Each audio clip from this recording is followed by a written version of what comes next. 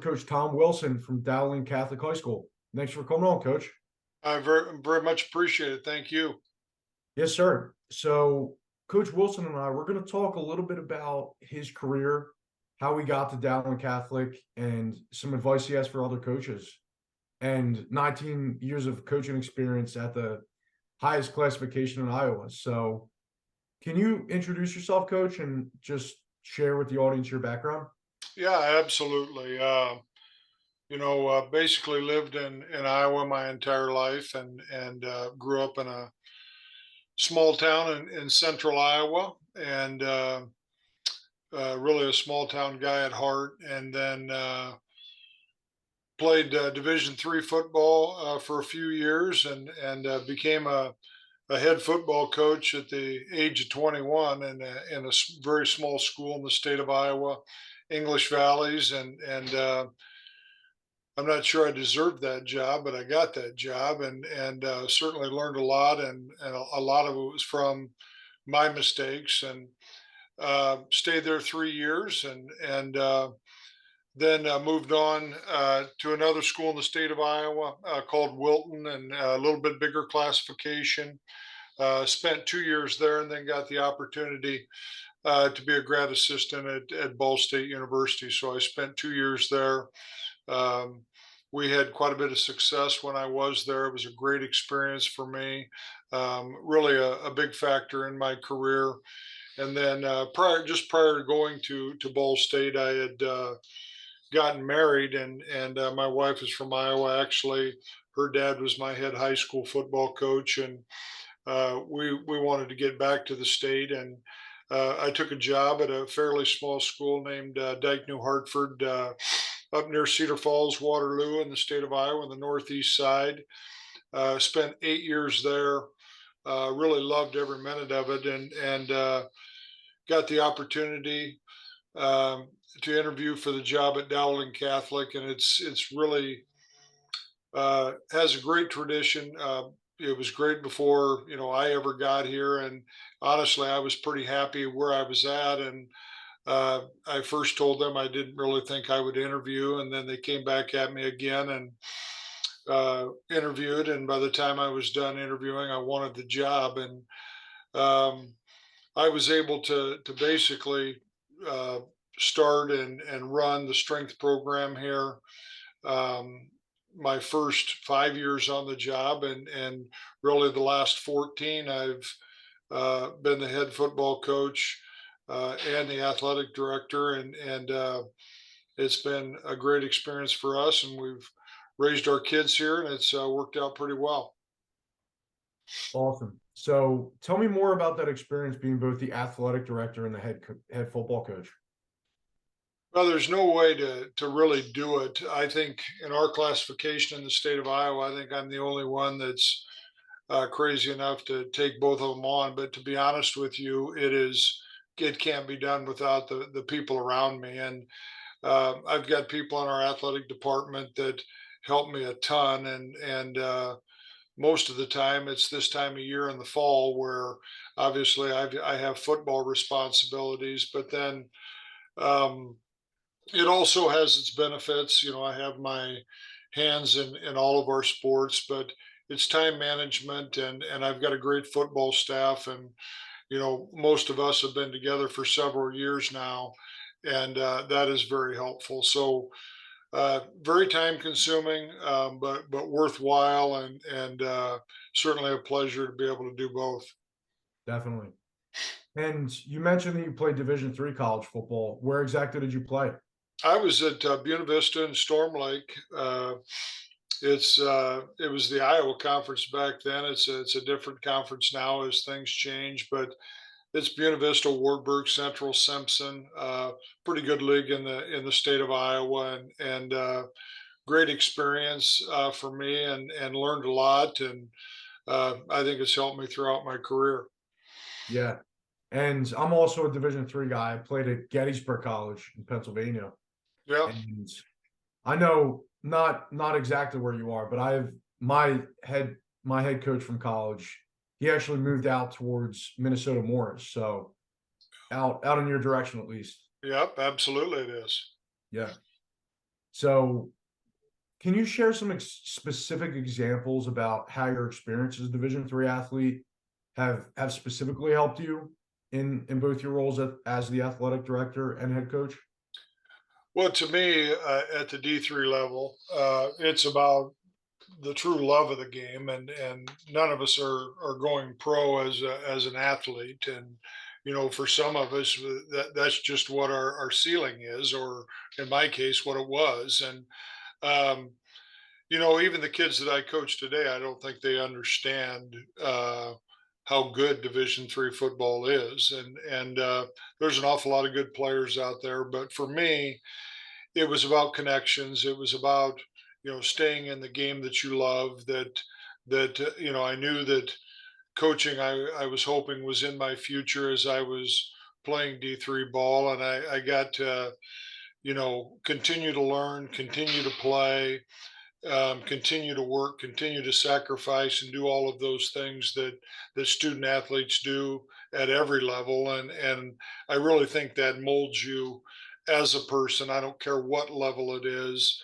Um, it molds you and molds that work ethic of what it takes to be successful in whatever line of work it is that you end up going into. Yeah, definitely.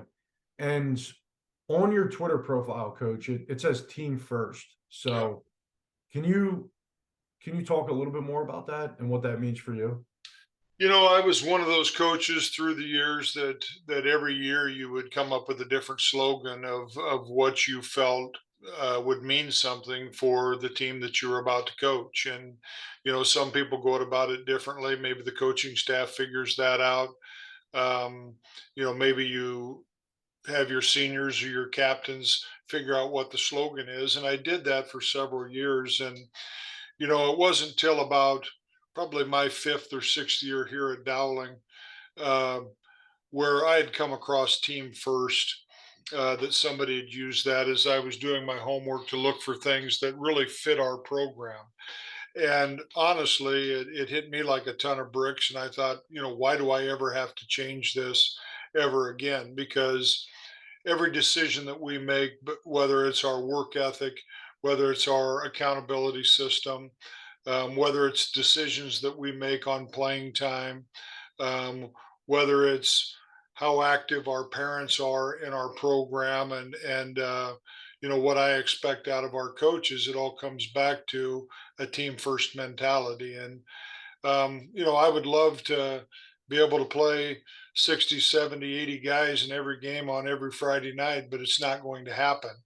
And an acceptance of roles is really, really important if you're going to have a successful program. And really, I think that's what Team First symbolizes. Sure. So that to me embodies the notion that all coaches kind of say at one point or another that stick with what works and don't really try not to get fancy if it's not necessary. And that's to me what it sounds like you've embodied. So what advice, now that you're about 18 years into your career at Dowling, what advice would you give yourself, your younger self, when you first got started at Dowling? Yeah, it was a pretty good adjustment, to be honest with you. When you're dealing with a smaller school, you take the coaches as you can get them, and as I came into Dowling Catholic, I was fortunately able to interview every coach that had been here and make decisions of whether that coach was going to continue on or not, or whether we were going to move in a different direction. And obviously, teaching contracts and things like that play a role. But it was a very good learning experience for me. And I'll really go back to even prior to that, when I took over my first job at English Valley.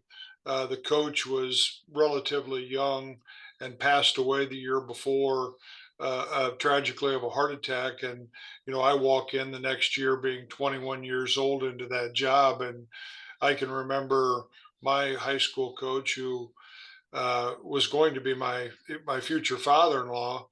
He said, "Well, you're going to sink or swim, and you're going to figure it out fairly quick of whether you're going to make it." And honestly, that was true. There was a lot of mistakes made through the years.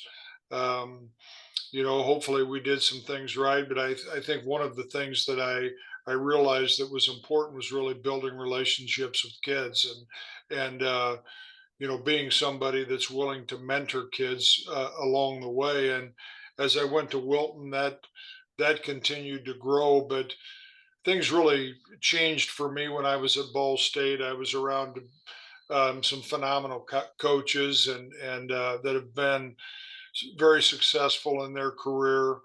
And even at that level, it was still about the relationships. And some of the veteran coaches who were on the staff at that time had either successful college coaching careers or high school coaching careers, and then they moved on to the collegiate level. And that made an impact in just the overall organization that it takes in the Mid American Conference with a football program. And really took that experience to Dyke New Hartford. And um, that program, they had just taken two towns and gone together prior to me going there. And really, the coach that I replaced, I've always felt that he had the difficult part because that is never easy. Consolidation and honestly, he I thought did a really good job. And when I came in, they were ready to win, and we had some adjustments that we had to make, and we were able to be successful. And then I just had the itch to try to, you know, do that at the highest level in the state of Iowa. Um, and as I mentioned, as soon as I interviewed, I wanted the job, and as I came in, I knew there was a lot to learn, but I was just going to reach from my background, whether it's the relationships. I'd been a coach, head high school coach at smaller schools, but as the president at the time told me that this may be a 4A school at the time, it's 5A now. It's its own small community, and that couldn't have been more true. And really, what I did was just treat it as that, as this is our community, and we're going to take the kids that we have and try to maximize the talent that we have through hard work, accountability, and high expectations. And uh, that's worked, and that's been very good for us. And as I look back at things and what you would do different, I just stayed the course of what I truly believed in. And, we were successful early, um, and then had a couple of years where we were just okay. And then I think it was the fifth year, we ended up winning a state championship. And not that the state championship is everything, but it's certainly one of my goals. And when I took the job, and we were able to achieve that, but really it's building it step by step uh, through the program, and holding kids accountable to your expectations and really not flinching on what the expectations are. And I think as a young coach, you have to have a philosophy of what your program is going to stand for. Um, Oftentimes coaches will ask, well, what will you do if your best player is not a weight room guy, or, doesn't do the things that you ask them to do? Well, my opinion is you can't win with those people, and you're better off going with the people that are going to buy into your philosophy. Ours happens to be team first, and it served us very well. Yeah.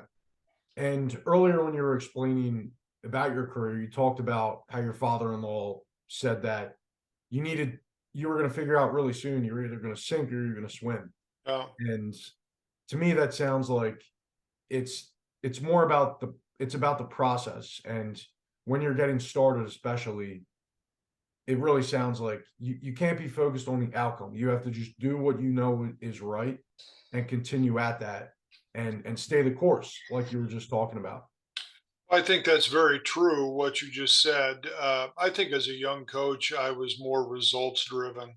If you didn't win a ball game, it was the end of the world. And I think as you get older and have children of your own, and you start understanding your players probably a little bit better, um, I became so much more process driven. we've been fortunate enough to win 8 state championships here in my time here, and I never talk about winning state championships. It's more about us maximizing our team, and every team is different, and we just want to be our best at the end of the year. I that just takes the grind of day in and day out and practicing with a purpose to try to maximize the talent that you have. And I think any other philosophy, it wouldn't work for me. That's just really what, we try to preach to our kids and get them to understand that it's the day in and day out, and the fundamentals and the blocking and the steps and the tackling that we do, and things like that, just through our drill work. It seems tedious, but that's how you win games. And a recent conversation I had with another coach, he was talking about just how football, especially high school football, is the perfect microcosm for life. And the skills really for most players, let's face it, most players aren't going to be going to college or even the NFL. And the more that you can teach a player how to learn a skill, the better suited they are for life in general. And and to me, that's about the process, and more so focusing on that as opposed to just the results.